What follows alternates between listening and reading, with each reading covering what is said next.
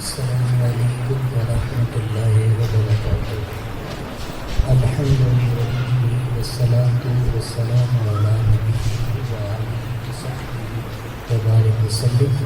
ان اللہ وملائکتہ یصلون علی النبی یا ایھا الذین آمنوا صلوا علیہ وسلموا تسلیما۔ الصلاۃ والسلام علیک یا رسول اللہ وعلی آلک واصحابک یا محبوب رب العالمین۔ الصلاۃ والسلام علیک یا نبی رحمہ وعلی آلک واصحابک یا خاتم النبیین۔ تمام حمد و ثنا تعریف و توصیف اللہ جل مجدہ کریم کی ذات بابرکات کے لیے، جو خالق کائنات بھی ہے اور مالک ششدرات بھی۔ اللہ جل وعلا کی حمد و ثنا کے بعد حضور نبی اکرم شفیع امم رسول محتشم نبی مکرم حضور ختم مرتبت صلی اللہ علیہ وسلم کے حضور ناز میں اپنی عقیدتوں، ارادتوں اور محبتوں کا خراج پیش کرنے کے بعد معزز محترم محتشم سامعین، السلام علیکم ورحمۃ اللہ وبرکاتہ۔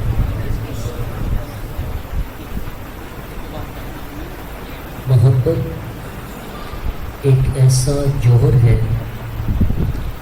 جو قلب انسان کی زینت ہے، وہ دل بنجر ہے جو محبت کے جوہر سے خالی ہے۔ اب محبت کیا ہے، اس پر اہل علم، شعراء اور ادیب اتنا کچھ کہہ چکے ہیں کہ اس کو بیان کرنے کے لیے ایک الگ عنوان چاہیے۔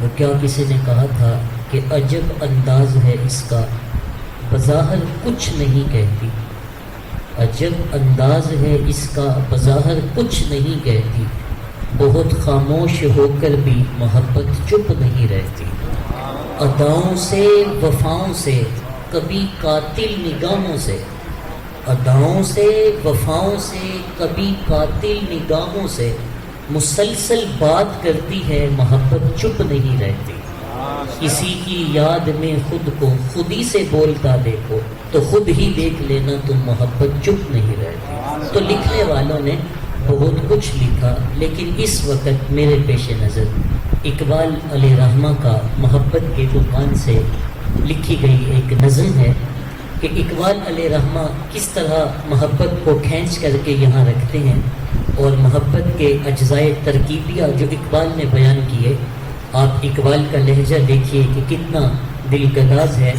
آپ بانگ درا میں ایک نظم لکھتے ہیں کہ عروس شب کی زلفیں تھیں ابھی نا آشنا خم سے، ستارے آسماں کے بے خبر تھے لذت رم سے، قمر اپنے لباس نو میں بیگانہ سا لگتا تھا، نہ تھا واقف ابھی گردش کے آئینے مسلم سے، ابھی امکان کے ظلمت خانے سے ابری ہی تھی دنیا، حویدہ تھی نگینے کی تمنا چشم خاتم سے، سنا ہے عالم بالا میں کوئی کیمیا گر تھا، صفا تھی جس کی خاک پا میں بڑھ کر ساغر جم سے، لکھا تھا عرش کے پائے پہ ایک اکسیر کا نسخہ، چھپاتے تھے فرشتے جس کو چشم روح آدم سے، نگاہیں تاک میں رہتی تھیں لیکن وہ کیمیا گر کی، وہ اس نسخے کو پڑھ کے جانتا تھا اسم اعظم سے، بڑا تسبیح خوانی کے بہانے عرش کی جانب، تمنائے دلی پر آئی سائے پہ ہم سے، پھرایا فکر اجزا نے اسے میدان امکان میں،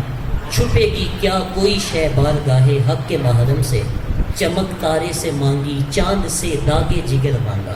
یہ اجزائے محبت اقبال بیان کر رہے ہیں، چمک تارے سے مانگی چاند سے داغے جگر مانگا، اڑائی تیر کی تھوڑی سی شب کی زلفیں برہم سے، چمک بجلی سے پائی حور سے پاکیزگی پائی، حرارت لی نفس ہائے مسیح ابن مریم سے، ذرا سی پھر ربوبیت سے شان بے نیازی لی، ملک سے عاجزی افتاد کی تقدیر شبنم سے، پھر ان اجزاء کو گھولا چشمائے حیواں کے پانی میں، مرکب نے محبت نام پایا عرش اعظم سے، پھر محفظ نے یہ پانی ہستی نوخیز پہ چھڑکا، گرا کھلی ہنر کے گویا اس نے کار عالم سے، ہوئی جنبش ایاں ذروں نے لطف خاک کو چھوڑا، گلے ملنے لگے اٹھ اٹھ کے اپنے اپنے ہمدم سے، خرام ناز پایا آفتابوں نے ستاروں نے، چٹک گنچوں نے پائی داغ پائے لالا زار۔ تو محبت ایک لطیفہ ہے، اور اس نظم کے اندر اقبال نے محبت کو عالم امر کا ایک لطیفہ قرار دیا ہے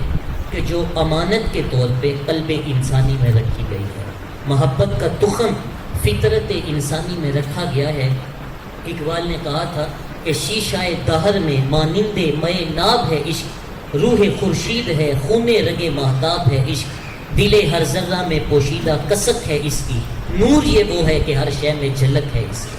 کائنات میں اس محبت کو پھیلا دیا گیا، چھڑک دیا گیا۔ یہ گنچوں میں چٹکنا اور یہ پھولوں میں مہکنا اور کائنات میں یہ جو تازگی بہار دکھائی دے رہی ہے، یہ محبت کے دم سے ہی ہے۔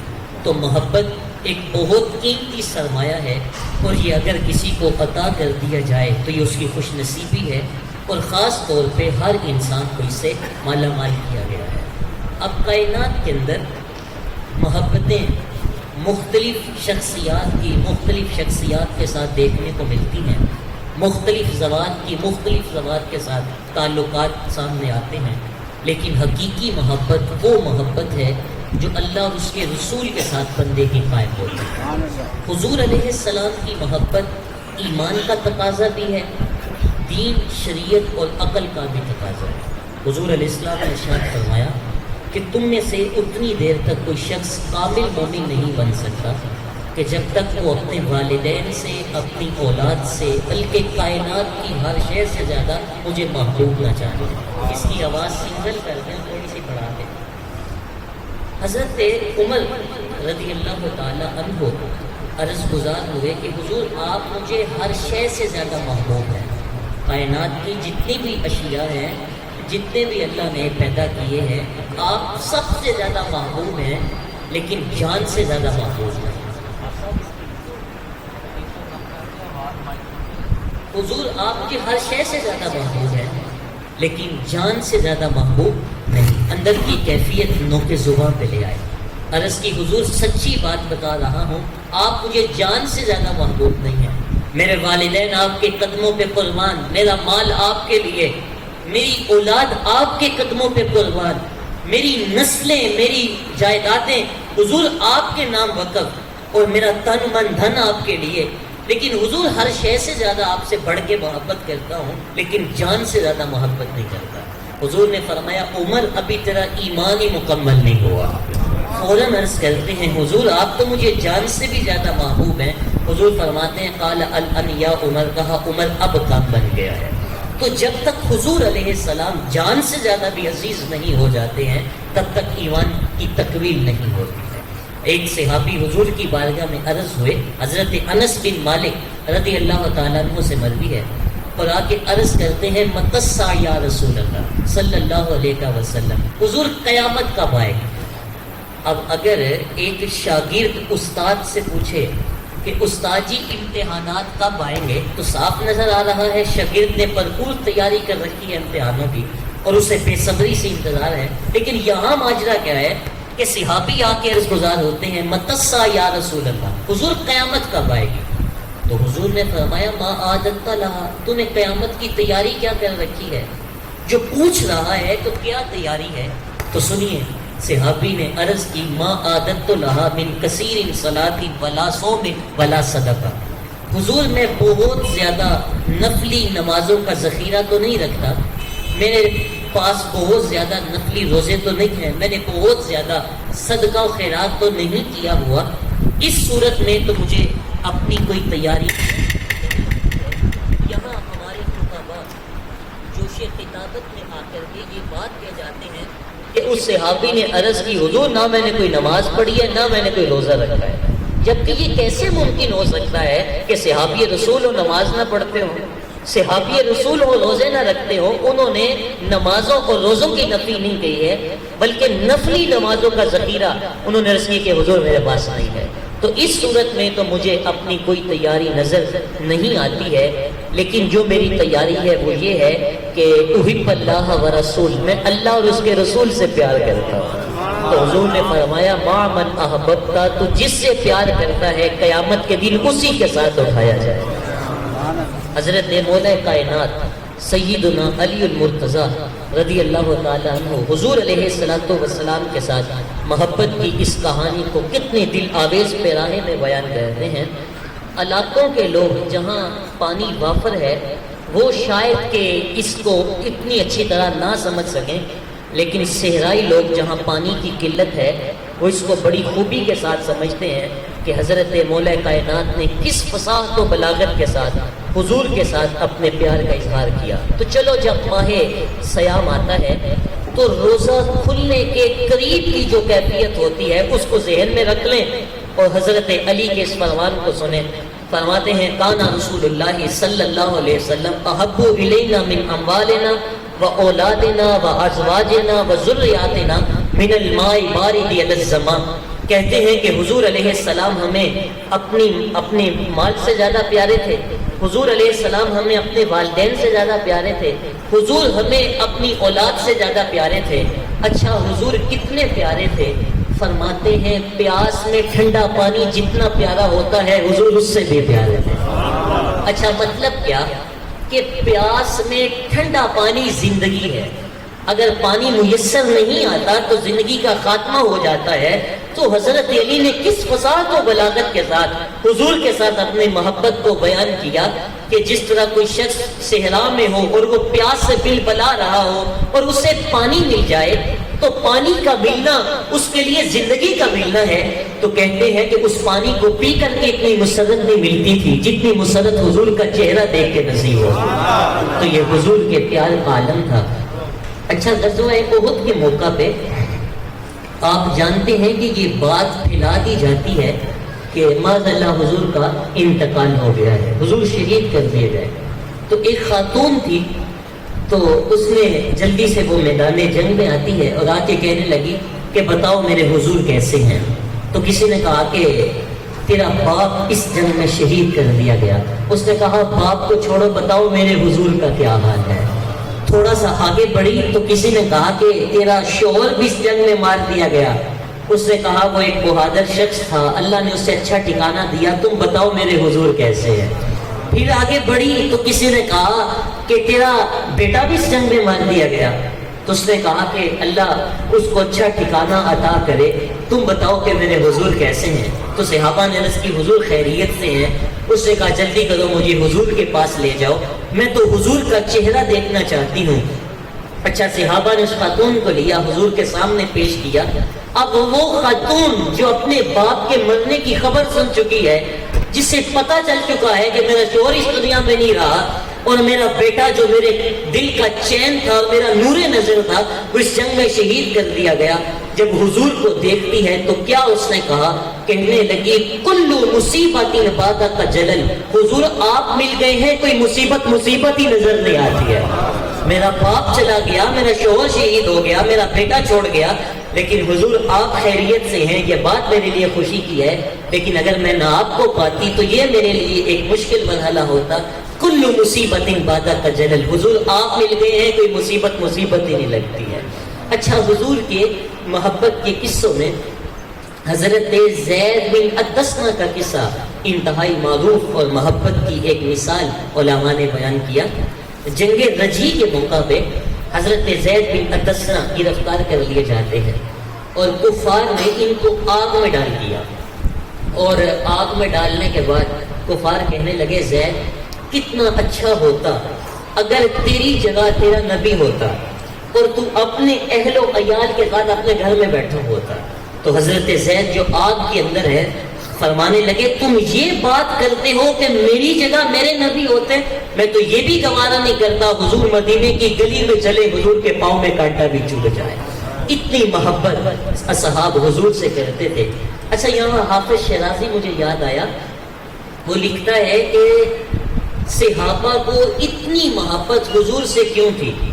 جس طرح کہ حافظ شیرازی لکھتا ہے کہ جس طرح کا میں عاشق ہوں میرے جیسا زمانے میں عاشق کوئی نہیں، جتنا پیار میں اپنے محبوب سے کرتا ہوں میرے جیسا محب کوئی نہیں۔ خود ہی لکھتا ہے اس لیے تیرے جیسا سونا بھی تو کوئی نہیں نا، کیونکہ جو حسن میں گرمی، عشق میں گرمی ہوتی ہے وہ حسن کی وجہ سے ہوتی ہے۔ اگر صحابہ جیسا عاشق نظر نہیں آتا تو حضور جیسا بھی تو سونا زمانے میں کوئی نہیں نا۔ آپ نے بڑی لوگ داستانیں سنی ہوگی، محبت کے بڑے قصے پڑھے ہوں گے، لیکن کبھی آپ نے نہیں دیکھا ہوگا کہ کوئی محب اپنے محبوب کا لعاب بھی چاٹے۔ حضور وضو کریں یا لعاب دہن پھینکیں تو صحابہ ہاتھوں پہ لے کے چہروں پہ مل لیتے ہیں، اور جنہیں وہ پانی میسر نہیں آتا ان کے گیلے ہاتھوں سے ہاتھ مس کر کے اپنے جسموں پہ مل لیتا ہے۔ تو وہ کیا کسی نے کہا تھا کہ تو دکھا، کہا کہ تو ملے ان کا ساجن ملیا، ہن آسا ہی لگ رہی ہیں کہ جن کو وہ پانی میسر نہیں آتا وہ ان کے گیلے ہاتھوں سے ہاتھ مس کر کے چہرے پہ مل لیتا ہے۔ اچھا، یہاں رک کر کے آپ کے ذوق کی نظر ایک جملہ کرنا چاہوں گا کہ جب یہ میلاد کا موسم آتا ہے تو کچھ لوگ نمودار ہوتے ہیں اور یہ پوچھا جاتا ہے کہ صاحب تم نے جھنڈیاں لگائیں، تم نے چراغا کیا، بتاؤ یہ کہاں لکھا ہے؟ ہمیں قرآن سے دلیل چاہیے۔ تو اگر قرآن سے دلیل دی جائے تو دلیل کے انبار لگائے جا سکتے ہیں، لیکن میں ان سے کہتا ہوں کہ یار ہم تو 14 صدیوں کے فاصلے پہ کھڑے ہیں اور تم ان جھنڈیوں پہ، ان جھنڈوں پہ اور چند کمکموں پہ دلیل مانگنے آ گئے۔ جاؤ نا 1400 سال قبل، اور جو حضور کا لعاب چاٹا کرتے تھے ان سے جا کے کہو قرآن سے دلیل دو۔ جو حضور کے وضو کا پانی تبرک سمجھ کے جسموں پہ ملا کرتے تھے، کبھی ان سے کہو نا قرآن سے دلیل دو۔ جو حضور کے منہ مبارک اپنی ٹوپیوں میں سیاہ کرتے تھے، کبھی ان سے کہو قرآن سے دلیل دو۔ حضرت انس رضی اللہ تعالیٰ عنہ کو حضور علیہ السلام نے اپنا خون عطا کیا اور کہا انس اس کو جا کے دفن کرو۔ حضرت انس دفن نہیں کرتے، آب حیات سمجھ کے پی جاتے ہیں۔ حضرت انس کی دہلیز پہ دستک دو اور کہو نا کہ ہم قرآن سے دلیل لینے آئے ہیں۔ اور میاں تم عقل کے بل بوتے پہ سوچنے کے عادی ہوگے، لیکن جب عشق کا دروازہ کھلتا ہے عقل کی کھڑکی کو بند کر دیتا ہے۔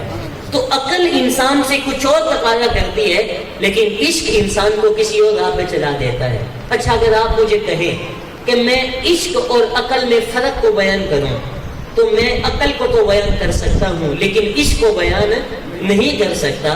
لیکن اگر آپ ضد کریں کہ میں فرق بیان کروں تو مجھے وارث شاہ کا لہجہ ادھار لینا پڑے گا۔ وارث شاہ نے حد کر دی، عشق اور عقل میں فرق کو بیان کیا۔ کہتے ہیں کہ عقل آنکھ دیے رکھ نظر نہیں، آپ عموماً پنجابی سمجھنے والے ہوں گے۔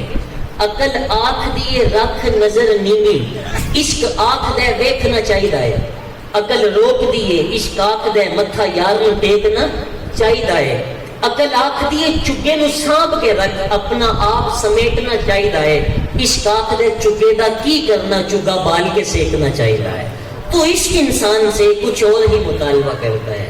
تو صحابہ کی یہ حضور کے ساتھ محبت ان کا ایک بیش قیمت سرمایہ رہا ہے۔ امت مسلمہ اس وقت ذلیل اور رسوا ہوئی جب امت کے ہاتھ سے حضور کے دامن کو چھڑا دیا گیا۔ اقبال نے اس کہانی کو بیان کیا۔ اقبال کہتے ہیں تو نہیں جانتا کہ تیرے ساتھ کیا ظلم ہوا، عہد ماں ماراز ماں بیگانہ کر، از جوال مصطفیٰ بیگانہ کر۔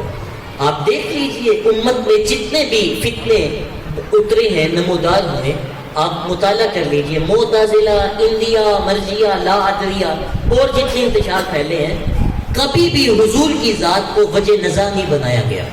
خلق قرآن کا مسئلہ رہا ہے، صفات پہ گفتگو ہوتی رہی ہے، کبیرہ کا مرتکب مومن ہے یا کافر ہے اس عنوان سے بحث ہوئی ہے، لیکن حضور کی ذات کو کبھی بھی وجہ نزاع نہیں بنایا گیا۔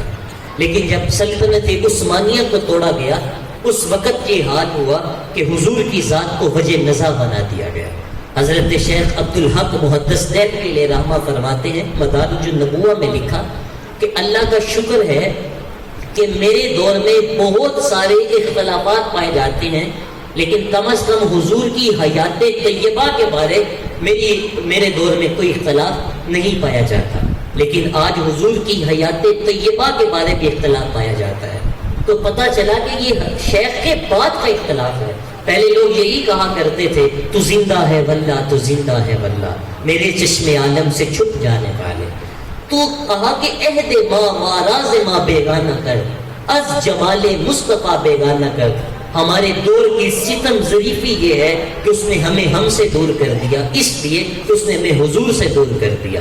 تو اقبال امت کا اسی میں اعلاز سمجھتا ہے کہ اس امت کو دوبارہ حضور کی چوکھٹ پہ آنا ہوگا۔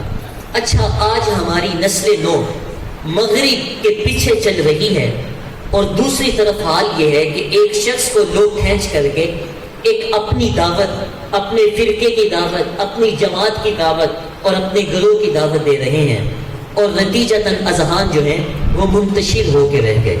اچھا، اب کون سا ایسا مرکز ہے کہ جہاں پہ نئی نسل کو جمع کیا جائے تاکہ ان کی عقائد کی درستگی ہو؟ تو اقبال نے اس کے لیے 3 چیزیں بیان کی ہیں۔ اقبال کہتے ہیں ان 3 چیزوں کو اپنی نسل نو کے اندر پیدا کرو، جس کی وجہ سے ان کے دل میں حضور کی محبت پیدا ہوگی۔ پہلا ذریعہ نئی نسل کے سینے میں حضور کی محبت کو پیدا کرنے کا وہ یہ ہے، اقبال کہتے ہیں کثرت کے ساتھ اپنی اولادوں کو حضور پہ درود پڑھنا سکھاؤ، چونکہ درود ایک ایسا وظیفہ ہے جو انسان کی فطری صلاحیتوں کو نکھار دیتا ہے، روحوں کی تازگی کا سبب ہے، اور انسان کے لیے جو ہے وہ ایک راحت کا سامان ہے۔ آپ پڑھیں قدرت اللہ شہاب کو، وہ کہتے ہیں مجھے جاگ ہی درود و سلام سے لگی ہے۔ بلکہ کسی نے اقبال سے پوچھا کہ اقبال تیرے شعروں میں یہ حسن کہاں سے آ گیا؟ جو اردو ادب کے نقاد ہیں نا، وہ غالب کو اقبال سے بڑا شاعر مانتے ہیں۔ جس انداز سے غالب نے شاعری کی ہے وہ اسی کا مقصود ہے۔ یہ مسائل تصوف کے یہ تیرا انداز بیاں غالب، ہم تجھ کو ولی سمجھتے اگر بات خار نہ ہوتا۔ اگر جو ہے وہ بات کرنے کا ڈب بھی جانتا ہے، ذکر اس پریوش کا پھر بیاں اپنا تھا، بن گیا رقیب آخر جو راز نہ اپنا تھا۔ لیکن وہ قبولیت عامہ جو غالب کو نہ مل سکی وہ اقبال کا مقصود ٹھہری۔ تو کسی نے اقبال سے پوچھا اقبال تیرے شعروں میں یہ حسن کہاں سے آیا؟ تو سنو، اقبال کہتے ہیں کہ میرے شعروں میں یہ حسن، یہ تازگی، یہ مٹھاس، یہ رس اس لیے آیا کہ میں نے 1.25 کروڑ مرتبہ آمینہ کے لال پہ درود پڑھا ہے۔ میں تنہا کمال سخن کو نہ پہنچ سکا، میرے شعر ہیں تاثیر ان کی ہے۔ تو درود جو ہے وہ حضور کی محبت کو دلوں میں پیدا کرتا ہے، بلکہ قرب قیامت میں جب فتنے بارش کی طرح برسیں گے درود نجات کی ضمانت ہوگا۔ ایک تو یہ بات کہ اپنی اولاد کو کثرت کے ساتھ حضور پہ درود پڑھنا سکھائے۔ دوسری بات اقبال نے یہ بیان کی کہ اپنی اولاد کے سامنے حضور کے فضائل و مناقب کو بیان کیا جائے۔ حضور کا مجد و شرف ہے، انبیاء پہ حضور کی فضیلت ہے، حضور کے معجزات ہیں، بیان کریں گے جب اولاد کے سامنے تو فطری طریقہ یہ ہے کہ ان اولاد کے دل میں حضور کی محبت پیدا ہوگی۔ میں اختلاف کا مزاج نہیں رکھتا، لیکن اگر سچی بات تکلیف کا سبب بھی ہو تو یہ کمرے آخر ہے۔ آج کے دور میں اگر یہ کہا جائے کہ نبی دیوار کے پیچھے کا نہیں جانتا تو مجھے بتاؤ نئی نسل کے سینے میں حضور کا پیار پیدا ہوگا؟ آج کی نسل اگر آج نہیں تو کل ہم سے سوال کرے گی کہ زمین کی تہ میں چھپے سائنس تو معدنیات بھی دیکھ لیتی ہے، پہاڑوں کی رگوں میں سونا کتنے فیصد پایا جاتا ہے، جدید زمانے میں یہ بھی دیکھا جاتا ہے۔ سمندر کی تہ میں موتی اور ہیرے کی سائز میں ہے، جدید زمانے سے یہ بھی ممکن ہو گیا ہے کہ اس سائز کو بھی دیکھ لیا جاتا ہے۔ تو یہ انسانی نظر اور انسانی دوربین کا کمال ہے کہ انسان پہاڑوں کی رگوں تک اتر گیا اور زمین کی تہوں تک اس کی رسائی ہے۔ تو جب انسان پہاڑوں کی تہوں میں دیکھ رہا ہے تو کیا نبی دیوار کے پیچھے کا نہیں جانتا؟ نئی نسل کو بتانا ہوگا یہ کسی نے اندھیرے میں بیٹھ کے لکھ دیا، حقیقت ایسی نہیں ہے۔ نبی تو نبی رہا، نبی کا غلام حضرت عمر مسجد مدینہ کے منبر پہ بیٹھے خطبہ دے رہے تھے۔ نہاوند میں جنگ ہو رہی ہے، 1 ماہ کی مسافت ہے، راستے میں ایک دیوار نہیں کئی پہاڑ کھڑے ہیں۔ حضرت ساریہ پہاڑ کو چھوڑ کے دشمن پہ حملہ آور ہونے لگتے ہیں اور دشمن پیچھے سے حملہ آور ہونے لگتا ہے۔ حضرت عمر یہیں سے آواز دیتے ہیں یا ساریہ الجبل، ساریہ پہاڑ نہیں چھوڑنا، یہ شان ہے خدمت گاروں کی، سرکار کا عالم کیا ہوگا۔ یہ تو محبوب کے غلام کی نگاہوں کا عالم ہے کہ وہ پہاڑوں کے پیچھے بھی دیکھ رہا ہے، تو پھر محبوب کی اپنی نگاہوں کا عالم کیا ہوگا۔ اچھا، بات اختلاف کی نہیں اصول کی ہے۔ اگر آج کے اس مادی ترقی میں یہ بات کہی جائے کہ نبی کسی چیز کا اختیار نہیں رکھتا تو بتاؤ یہ کتنی بے تکی سی بات ہے۔ آج انسان زمین کی تنابیں تھام چکا ہے، آج ایٹم کا کلیجہ روندا جا چکا ہے، آج مریخ کے سفر کی تیاریاں ہیں، آج جو ہے وہ انسان نے پوری دنیا کو گلوبل ولیج بنا لیا۔ بلکہ کسی زمانے میں ہم یہ سنتے تھے کہ کمان سے نکلا ہوا تیر واپس نہیں آ سکتا، اب یہ سسٹم موجود ہے، آپ فائر کر چکے ہیں، بعد میں پروگرام بنا کے آپ نے جو ہے وہ مسائل کو ہدف سے ہٹانا ہے، آپ بٹن دبائیں، نکلے ہوئے مسائل کا رخ بدل سکتے ہیں، اس کو راستے میں توڑنا چاہیں تو توڑ سکتے ہیں۔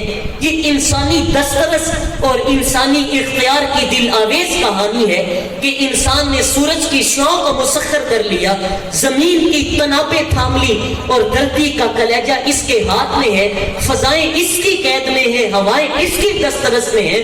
تو جب انسان نے یہ مادی ترقی قائم کر لی تو کیا نبی کسی چیز کا اختیار نہیں رکھتا؟ یہ کتنی بے بسی کی کہانی ہے۔ نبی کے اختیار کی کہانیاں سننی ہے تو آؤ نبی کی عظمتوں کو دیکھیں۔ نبی انگلی اٹھائے چاند کے ٹکڑے ہو جائیں، سورج پلٹ کے سر کے وقت پہ آ جائے، وہ سڑیاں کھجوراں اگا جان دائے، وہ پتھراں نو کلمے پڑھا جان دائے، قطرے کو سمندر ذرے کو ستارہ کرتے ہیں، کونین کو خم آ جاتا ہے جب زلف سوارا کرتے ہیں۔ اچھا، آج کے اس دور میں مسائلوں کے رخ موڑے جا رہے ہیں، کمان سے نکلے ہوئے تیروں کے جو ہے وہ اہداف تبدیل کیے جا رہے ہیں۔ آئیے حضور کی دہلیز پہ دستک دیتے ہیں، باب معجزات مشکات اٹھائیے۔ ایک بدو حضور کی بارگاہ میں حاضر ہوا، آ کے عرض کرنے لگا، حضور یہ جو خوشہ کھجوروں کا لٹک رہا ہے، اگر آپ اسے اشارہ کریں اور یہ گچھا ٹوٹ کے آپ کے قدموں پہ آ جائے تو میں آپ کو اللہ کا نبی مان لوں گا۔ تو حضور نے فرمایا، مان لو گے؟ اس نے کہا، حضور انکار کی گنجائش ہی نہیں باقی رہتی۔ حضور اشارہ کرتے ہیں، گچھا ٹوٹ کے جھولی میں آ جاتا ہے، ادھر گچھا جھولی میں آیا، ادھر اس کے لبوں پہ کلمہ جاری ہو گیا۔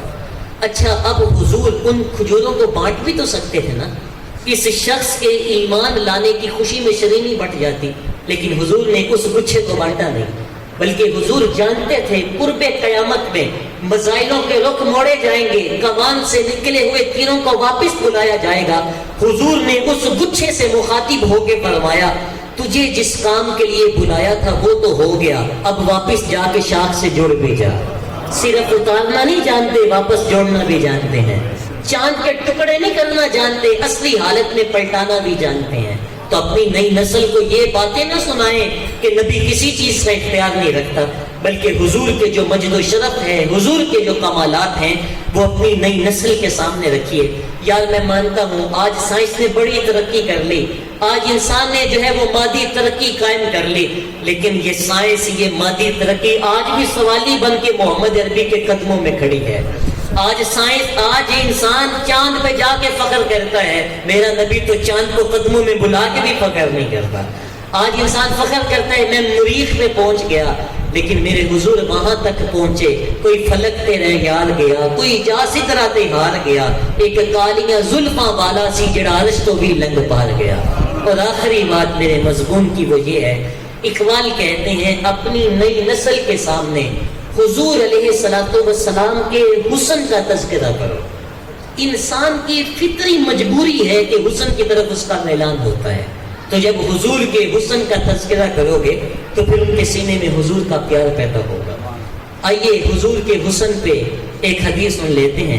حضرت سلمان فارسی فرماتے ہیں، قال رسول اللہ صلی اللہ علیہ وسلم ابیضا ملیحا مقصدا، ایک تو حضور چٹے رنگ کے تھے، حضور کا رنگ چٹا تھا۔ سید عائشہ فرماتی ہیں ایک دن حضور نے کالے رنگ کی چادر کی بکل ماری اور حضور نے رخ میری جانب موڑ کے فرمایا، کیفا ترینی عائشہ، عائشہ بتاؤ کیسا لگ رہا ہوں۔ آج حسن خود ناز میں آ گیا نا تو کیسا نقشہ ہوگا۔ یار کوئی خطیب بڑا اچھا بیان کرے، اسے بڑی داد ملے اور بعد میں پھر پوچھے بتاؤ میں نے کیسا بیان کیا، تو گویا کہ وہ اور داد چاہ رہا ہے۔ تو حضور نے کالے رنگ کی بکل مار کے فرمایا، عائشہ بتاؤ کیسا لگ رہا ہوں۔ تو سید عائشہ فرمانے لگی، حضور چادر کی سیاہی نے چہرے کی سفیدی کو نکھار دیا ہے، چہرے کی سفیدی نے چادر کی سیاہی کو نکھار دیا ہے۔ ایک تو حضور چٹے رنگ کے تھے، دوسرا فرمایا حسن نمکین تھا، اور تیسرا فرمایا ہر معاملے میں توازن تھا۔ تو حضور کا حسن ایسا ہے جیسے جیسے بیان کرتے جائیں گے ماحول میں خوشبو پھیلتی جائے گی، لیکن وقت کے دامن میں اتنی گنجائش نہیں ہے۔ لیکن حضور کے حسن پہ یہ اشعار سن لیجئے کہ تو اجے میرا یار نہیں ڈٹھا جنوں ویکھ کے چن شرماوے، تو اجے میرا یار۔ اچھا یار یہ سارے جھگڑے ہیں اسی لیے لوگوں نے میرے محبوب کو دیکھا ہی نہیں۔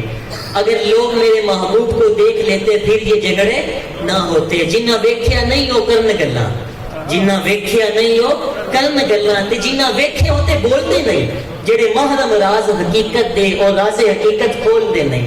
تو اجے میرا یار نہیں ڈٹھا جنوں ویکھ کے چند شرماوے، ادھی راتی دن چڑھ جاوے جے او رخ تو نقاب ہٹاوے، تے جے او کھولے پیچ زلف دے اتے راہی راہ بھل جاوے، جے او ہاتھ پھولاں وچ رکھدا ہاتھ پھولاں تو ود جاوے، نین نشیلے مست رسیلے وچ سونا کجل سہاوے، اکھ اگڑے تے انج پیا جاپے جویں میں خانہ کھل جاوے، بجلی ڈردی لشک نہ مارے متا بے ادبی ہو جاوے، علم خدا نے اینا دیتا عقلاں وچ نہ آوے، عقل خدا نے اینی دیتی علماں وچ نہ آوے، کی اعجاز نظر وچ او دی جو آوے وک جاوے، خلق او دے نے مولی دنیا کوئی ورلئی جان بچاوے، آزم ایڈا سونا ماہی سانو کدھرے نظر نہ آوے۔ وآخر دعوانا الحمدللہ۔